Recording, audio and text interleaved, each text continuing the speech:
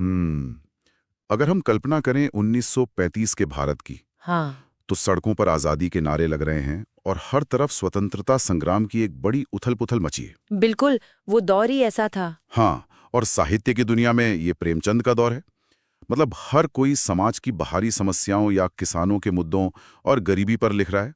लेकिन ठीक इसी समय एक लेखक एक ऐसी कहानी लिखता है जो एकदम अलग है। एकदम अलग और बहुत ही साहसिक भी। सही कहा। इस कहानी के अंत में एक परंपरागत भारतीय गृहिणी आधी रात को एक घने जंगल में जाती है हाँ। और एक उग्र क्रांतिकारी के सामने खड़ी होकर अपने सारे वस्त्र उतार देती है। मतलब ये सुनकर कोई भी चौंक जाएगा। हाँ, और सबसे चौंकाने वाली बात यह है कि ये कोई अश्लील कहानी नहीं थी। बिल्कुल नहीं, ये कोई सनसनीखेज या अश्लील कहानी नहीं थी, बल्कि मैं कहूंगी कि ये हिंदी साहित्य का पहला और सबसे गहरा मनोवैज्ञानिक प्रयोग था। अह, तो ये सच में एक ऐसा मोड़ था जिसने उस समय के पूरे साहित्यिक ढांचे को झकझोर कर रख दिया होगा। एकदम। उस दौर में जब पूरा देश बाहरी आजादी की लड़ाई लड़ रहा था ना, तब जैनेंद्र कुमार ने इंसान के अंतर्मन में चल रहे एक बहुत ही खामोश लेकिन खतरनाक युद्ध को पन्नों पर उतार दिया था। मतलब उन्होंने उस सामाजिक यथार्थवाद या सोशल रियलिज्म की जगह इंसान के दिमाग की अंधेरी गलियों को चुना।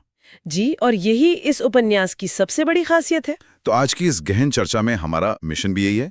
हमारे पास जैनेंद्र के इसी 1935 में प्रकाशित उपन्यास सुनीता की समीक्षाओं और ऐतिहासिक संदर्भों का एक बहुत बड़ा संग्रह है। और मनोवैज्ञानिक विश्लेषणों का भी। हाँ, वो तो सबसे जरूरी है।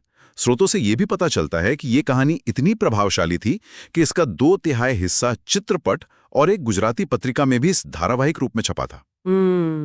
उस समय के हिसाब से ये बहुत बड़ी बात थी। तो ठीक है, इसे थोड़ा सुलझाते हैं। कैसे केवल 3 मुख्य पात्रों सुनीता, उसके पति श्रीकांत और एक भगोड़े क्रांतिकारी मित्र हरिप्रसन्न के बीच का तनाव एक साधारण प्रेम त्रिकोण नहीं है। बिल्कुल, वो कोई साधारण त्रिकोण तो कतई नहीं है। हाँ, बल्कि वो मानव मन की सबसे गहरी और छिपी हुई कुंठाओं का दस्तावेज बन गया है। तो इस पूरी गुत्थी को समझने के लिए सबसे पहले हमें क्या करना चाहिए? इसे समझने के लिए हमें सबसे पहले श्रीकांत और हरिप्रसन्न के दिमाग के अंदर झांकना होगा। देखो, ये दोनों सिर्फ 2 अलग-अलग इंसान नहीं है। तो फिर क्या है?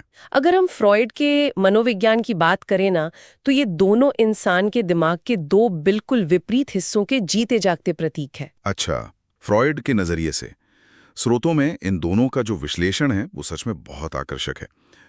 सबसे पहले बात करते हैं श्रीकांत की। जी। श्रीकांत वो एक बेहद सफल और धनवान वकील है। वो समाज के उस संभ्रांत वर्ग का हिस्सा है जो एक बहुत ही सुरक्षित, व्यवस्थित और सुखमय जीवन जी रहा है। मनोविज्ञान की भाषा में कहें तो श्रीकांत ईगो का प्रतीक है। बिल्कुल सही कहा। लेकिन इस ईगो का असल मतलब क्या है यहाँ पे? क्योंकि आम बोलचाल में तो हम ईगो को अहंकार मान लेते हैं। हाँ, अक्सर लोग यही सोचते हैं। लेकिन फ्रॉइड के मनोविज्ञान में ईगो का मतलब अहंकार नहीं है। इसका मतलब है इंसान का वो संतुलित और तर्कशील हिस्सा जो समाज के नियमों के हिसाब से चलता है। अच्छा, मतलब जो इंसान को समाज में रहने लायक बनाता है। बिल्कुल। श्रीकांत एक ऐसा व्यक्ति है जिसने अपनी सारी पाश्विक या जंगली प्रवृत्तियों को दबा लिया है, या यूं कहें कि उनका उदात्तीकरण या सब्लिमेशन कर दिया है। हाँ, उदात्तीकरण, इसे थोड़ा आसान भाषा में समझा सकती हैं? उदात्तीकरण को ऐसे समझिए जैसे किसी जंगली और विनाशकारी नदी के पानी को एक डैम बनाकर रोक लिया जाए। हाँ, और फिर उससे चुपचाप बिजली बनाई जाए। उसने अपने सारी उग्र भावनाओं को एक सभ्य जीवन में ढाल लिया है। यहाँ तक कि उसका जो राष्ट्र प्रेम है ना, वो भी बहुत बौद्धिक और सुरक्षित है। मतलब वो मंच पर खड़े होकर भाषण तो दे सकता है, लेकिन भावनाओं में बहकर फांसी पे चढ़ने वाला इंसान वो नहीं है। सही कहा। और ठीक इसके विपरीत खड़ा है हरिप्रसन्न। वो एक भगोड़ा क्रांतिकारी है जिसके पास न तो कोई बैंक बैलेंस है, न घर है और न ही दिमाग में कोई शांति। बिल्कुल, वो इड का प्रतीक है। हाँ, इड।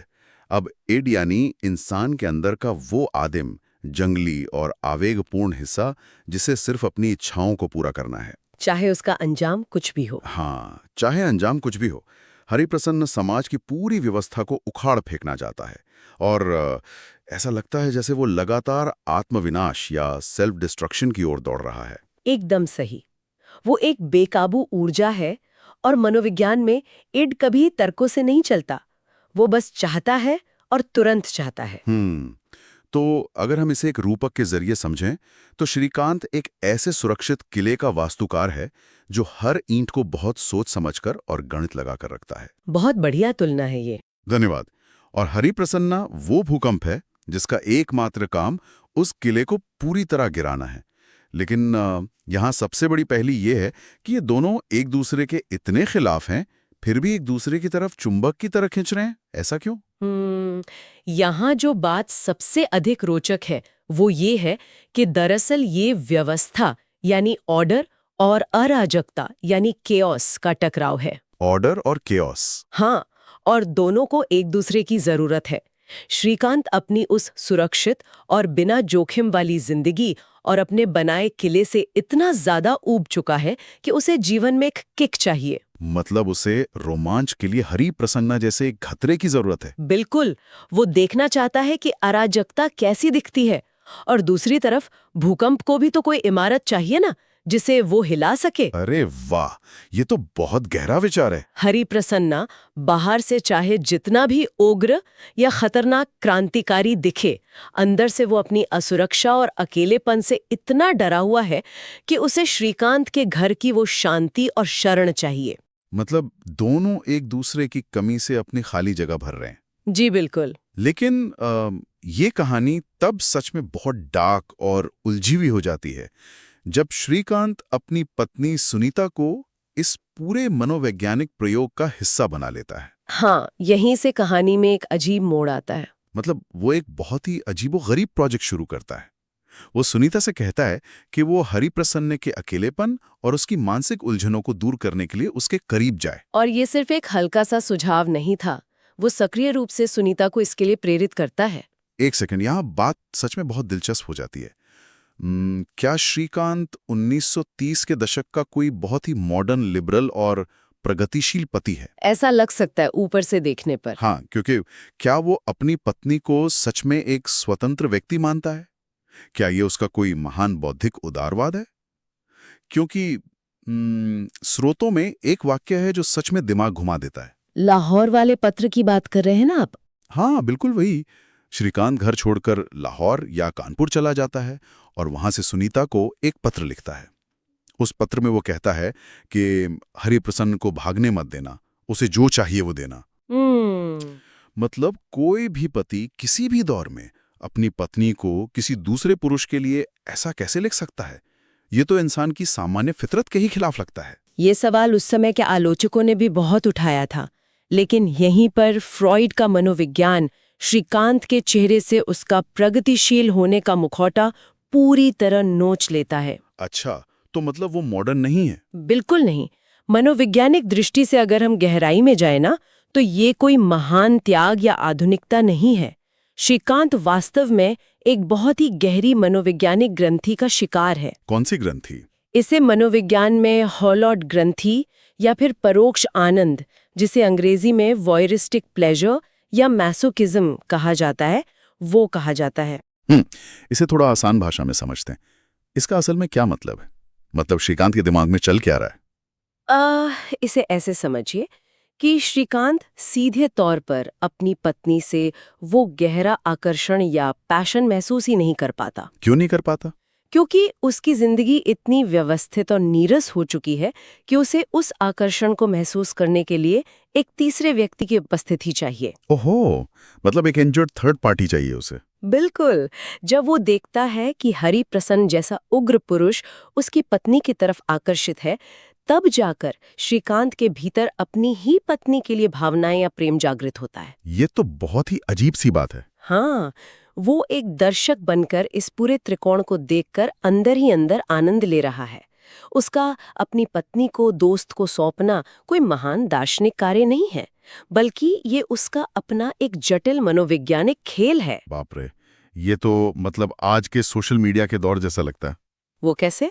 अक्सर हम देखते हैं कि लोग बहुत ओपन माइंडेड या मॉडर्न दिखने का दिखावा करते हैं, लेकिन असल में वो अपनी किसी गहरी असुरक्षा या बोरियत को ढकने के लिए दूसरों की जिंदगी के साथ खेल रहे होते हैं। बहुत सही तुलना है। हाँ, श्रीकांत बस एक ऑब्जर्वर बनकर इस आग को दूर से ताप रहा है, लेकिन अगर श्रीकांत अपनी इस कुंठा के कारण ये सब कर रहा है, तो सबसे बड़ा सवाल ये उठता है कि सुनीता, जो एक बहुत ही शांत और समझदार भारतीय गृहिणी है, वो इस खतरनाक खेल की मोहरी क्यों बन रही है? एक बहुत ही अहम सवाल है। क्या वो सच में इतनी नासमझ है कि उसे अपने पति की चालाकी समझ नहीं आ रही? सुनीता नासमझ बिल्कुल नहीं है।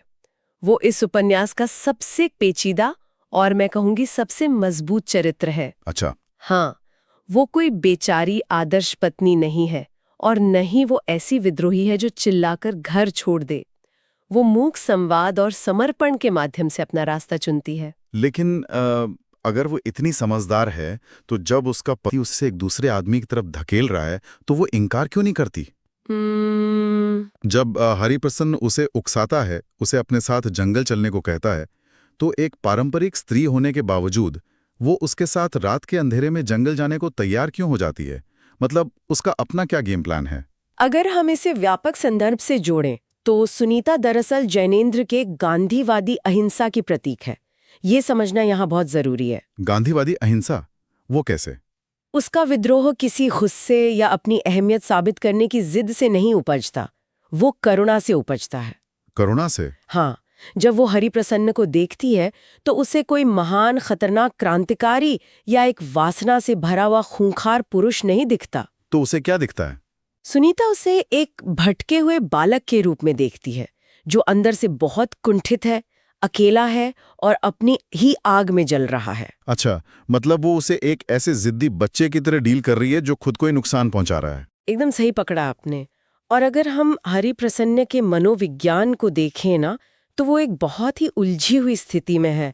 वो ओडिपस कॉम्प्लेक्स का शिकार है। Oedipus complex? ये तो वही है ना जहाँ जी, उपन्यास में वो सुनीता को बार बार माँ कहकर पुकारता है। अब कोई भी सोचेगा कि जो पुरुष किसी स्त्री को पाना चाहता है, वो उसे माँ क्यों कहेगा? हाँ, ये तो बहुत ही विरोधाभासी है, मतलब पल्ले नहीं पड़ता। इससे मनोविज्ञान में डिफेंस मैकेनिज्म या रक्षात्मक युक्ति कहते हैं। अच्छा। हरिप्रसन्न सुनीता के शरीर के प्रति एक बहुत ही गहरे इड से प्रेरित आकर्षण और वासना से भरा हुआ है, लेकिन क्योंकि वो श्रीकांत का दोस्त है और सुनीता एक गृहिणी है, उसके अंदर इस वासना को लेकर एक भयानक अपराध बोध है, एक गिल्ट है। हाँ, गिल्ट तो हो गई। उस अपराध बोध को मारने के लिए वो अपने ही दिमाग के साथ एक खेल खेलता है। वो सुनीता को माँ या देवी का दर्जा दे देता है। ओहो। क्योंकि किसी माँ के प्रति वासना महसूस करना इंसान के लिए मनोवैज्ञानिक रूप से असंभव है ना, इसलिए वो खुद को सुरक्षित महसूस कराता है। क्या बात है, मतलब वो खुद को ही धोखा दे रहा है। बिल्कुल, वो उसे देवी या माँ बनाकर पूजना भी चाहता है और साथ ही उसे एक स्त्री के रूप में पाना भी चाहता है। ये भयंकर मानसिक द्वंद्व उसे अंदर ही अंदर खा रहा है। सही कहा। और सुनीता अपने गांधीवादी समझ से इस बात को बहुत गहराई से समझ जाती है, इसीलिए वो उसके साथ जंगल जाती है ताकि वो उसके इस कुंठा का हमेशा के लिए इलाज कर सके। बिल्कुल, सुनीता समझती है कि जब तक हरिप्रसन्न के दिमाग में ये देवी बनाम वासना का भ्रम रहेगा, वो कभी शांत नहीं होगा। और यहीं से उपन्यास उस सबसे विवादित और चरमोत्कर्ष वाले दृश्य की ओर बढ़ता है, जिसने उस समय के साहित्य जगत में सचमुच भूचाल ला दिया था। एकदम भूचाल ला दिया था। वो जंगल का निर्वस्त्र प्रसंग। जब मैं स्रोतों में इसके बारे में पढ़ रहा था तो लगा जैसे कहानी ने अचानक एक बहुत ही डार्क और साइकोलॉजिकल थ्रिलर का रूप ले लिया है। हाँ, दृश्य ही कुछ ऐसा है। रात का एकांत जंगल है। हरिप्रसन्न पूरी तरह से अपनी दमित वासनाओं और इड के वशीभूत हो चुका है। वो सुनीता से कहता है कि वो उसे सत्य के रूप में देखना चाहता है। सत्य के रूप में? सत्य के रूप में। मतलब वो उसे बिना कपड़ों के या नग्न देखना चाहता है। यहां भी वो अपनी वासना को दर्शन, सत्य और रहस्य का एक खूबसूरत नाम दे रहा है। हरिप्रसन्न सोचता है कि कपड़ों के पीछे कोई बहुत बड़ा रहस्य है। उसकी वासना ने शरीर को एक फैंटेसी बना दिया है। लेकिन रुको, यहाँ स्रोतों में एक बहुत बड़ा पुशबैक है और किसी भी श्रोता के मन में भी यही सवाल आएगा। जी, क्या सवाल? एक पारंपरिक भारतीय स्त्री स्थिति में क्या करती? वो या तो डर के मारे कांपने लगती, रोने लगती, हरिप्रसन्न के आगे गिड़गिड़ाती कि मुझे छोड़ दो, या वहां से जान बचाकर भाग जाती। हाँ, बिल्कुल भाग जाती। तो क्या सुनीता का वहां खड़े होकर सच में अपने कपड़े उतार देना उसकी हार नहीं है? क्या ये उस समय के समाज के हिसाब से अश्लीलता या अनैतिकता का प्रमाण नहीं है? सतही तौर पर देखने में ऐसा लग सकता है, लेकिन मनोवैज्ञानिक रूप से ये बिल्कुल उल्टा है। ये एक बहुत ही महत्वपूर्ण प्रश्न खड़ा करता है। कैसा प्रश्न? कि आखिर सतीत्व या पवित्रता क्या है? क्या सतीत्व केवल शरीर और कपड़ों तक सीमित है या वो मन का आत्मबल? बहुत गहरी बात है। सुनीता का नग्न होना हरिप्रसन्न की काम वासना के सामने घुटने टेकना या समर्पण करना नहीं है, बल्कि ये उसकी उस वासना पर सबसे बड़ा, सबसे घातक और अंतिम प्रहार है। कमाल है। ये बहुत ही शक्तिशाली विचार है। मतलब वो भागती नहीं है, वो हरिप्रसन्न की आंखों में आंखें डालती है, एक भी शब्द बिना बोले अपने वस्त्र उतारती है। जी बिल्कुल, चुपचाप। और मौन रहकर ये संदेश देती है कि लो देख लो, यही है वो शरीर जिसे तुमने सत्य का नाम दिया था। और अब जरा सोचिए कि मनोवैज्ञानिक रूप से उस वक्त हरिप्रसन्न पर क्या गुजरी होगी। हाँ, वो तो टूट ही गया होगा। जो फैंटेसी थी वो रहस्य पर टिकी थी। जैसे ही सुनीता निर्वस्त्र होती है, वो कोई साधारण भोग की वस्तु नहीं रह जाती, वो जगदम्बा या महाशक्ति का रौद्र रूप ले लेती है। एक प्राइमल फोर्स बन जाती है। हाँ, हरिप्रसन्न ये सोच रहा था कि कपड़े उतरने से वो सुनीता को जीत लेगा, लेकिन सुनीता उसे वो नग्न सच्चाई दिखाती है कि ये सिर्फ हाड़ मांस का एक ढांचा है, इसमें कोई महान दर्शन या रहस्य नहीं है। कमाल है, सच में कमाल है। हरिप्रसन्न ने जिस सत्य की मांग की थी, जब वो सत्य बिना किसी आवरण के उसके सामने खड़ा होता है तो उसे बर्दाश्त ही नहीं कर पाता। बिल्कुल नहीं कर पाता। स्रोतों में लिखा है कि उस तेज और उस नग्न यथार्थ के सामने हरिप्रसन्न पूरी तरह टूट जाता है। उसका सारा अहंकार, उसकी क्रांति की वो ढोंग भरी बातें और उसकी वो उबलती हुई वासना उसी पल राख हो जाती है। वो डर कर कांपने लगता है और सुनीता के चरणों में गिर पड़ता है। हाँ। सुनीता ने अपने शरीर को किसी कमजोर या छुपने वाली चीज की तरह नहीं, बल्कि एक अस्त्र की तरह उपयोग किया। उसने एक झटके में दिखा दिया कि नैतिकता कपड़ों में नहीं, इंसान की मानसिक शक्ति में होती है। यही तो जिनेंद्र की मनोवैज्ञानिक जीत है। हरिप्रसन्न शरीर के माध्यम से आत्मा तक पहुंचना चाहता था, लेकिन सुनीता ने दिखा दिया कि असली शक्ति तो मन में है, शरीर तो बस एक माध्यम है। सही बात है। इस एक घटना के बाद हरिप्रसन्न का मनोविज्ञान पूरी तरह से विखंडित हो जाता है। वह जिस सत्य का सामना करने की बड़ी बड़ी बातें कर रहा था ना, असली यथार्थ को देखने का साहस उसमें था ही नहीं। उसका ईट पूरी तरह से क्रैश कर जाता है। और अगर हम श्रीकांत को देखें, जो दूर बैठा ये सारा तमाशा एक दर्शक बनकर देख रहा था, उसका प्रयोग भी एक तरह से उसके ही खिलाफ चला जाता है। बिल्कुल। सुनीता सुरक्षित वापस आ जाती है बिना अपने आत्मसम्मान को खोए, और हरिप्रसन्न हमेशा के लिए अपनी कुंठाओं और अपनी हार के साथ वहां से चला जाता है। इस पूरे उपन्यास में जिनेंद्र ने बाहरी दुनिया के उस स्वतंत्रता संग्राम के शोर शराबे को पूरी तरह से म्यूट कर दिया, और 3 पात्रों के दिमाग के अंदर जो महायुद्ध चल रहा था उसे पन्नों पर ऐसा उकेरा कि आज लगभग 90 साल बाद भी हम उसकी परतों को खोल रहे हैं। हाँ, आज भी हम उस पर इतनी गहरी चर्चा कर रहे हैं। उन्होंने ये साबित कर दिया कि इंसान जो बाहर दिखाता है ना, चाहे वो श्रीकांत का प्रगतिशील होना हो या हरिप्रसन्न का क्रांतिकारी होना, वो बहुत कम बार उसका असली रूप होता है। तो इस सब का क्या मतलब है? अगर हम इन तमाम स्रोतों और इस लंबी चर्चा से कुछ मुख्य बातें निकालें तो सबसे बड़ी बात यह है कि सुनीता की शक्ति किसी बाहरी हथियार या भागने में नहीं है।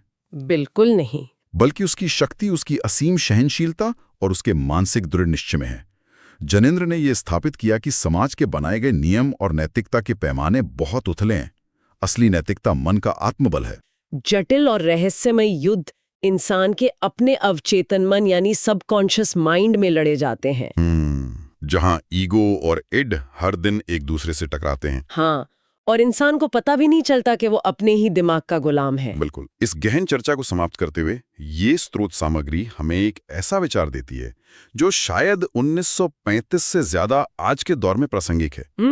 हमने देखा कि कैसे हरिप्रसन्न के क्रांति, देशभक्ति और बड़े बड़े आदर्शों के पीछे असल में एक डरा हुआ, कुंठित और अपनी ही वासनाओं से भागने वाला एक बीमार व्यक्ति छिपा था। सही बात है। ये आज हमें सोचने पर विवश करता है। आज के इस तेज तर्रार समय में भी हम समाज में, सोशल मीडिया पर या राजनीति में जिन बहुत महान आदर्शों, कट्टर सिद्धांतों या लोगों के उबलते हुए क्रोध को देखते हैं, हाँ, हर तरफ एक गुस्सा है। क्या वे वाकई समाज में किसी बड़े बदलाव की सच्ची चाहत है, या फिर वो सिर्फ इंसान की अपनी किसी बहुत गहरी अनसुलझी मनोवैज्ञानिक ग्रंथि और असुरक्षा को छिपाने का एक खूबसूरत मुखौटा मात्र हैं? ये बहुत ही गहरा सवाल है। क्या हम सच में दुनिया को बदलना चाहते हैं, या फिर हम सिर्फ अपने अंदर की उस टूटी हुई हड्डी के दर्द पर पर्दा डाल रहे हैं जो किसी भी एक्सरे मशीन में दिखाई नहीं देती? इसी विचार के साथ हम आज की इस गहन चर्चा को यहीं विराम देते हैं। सोचने के लिए बहुत कुछ है।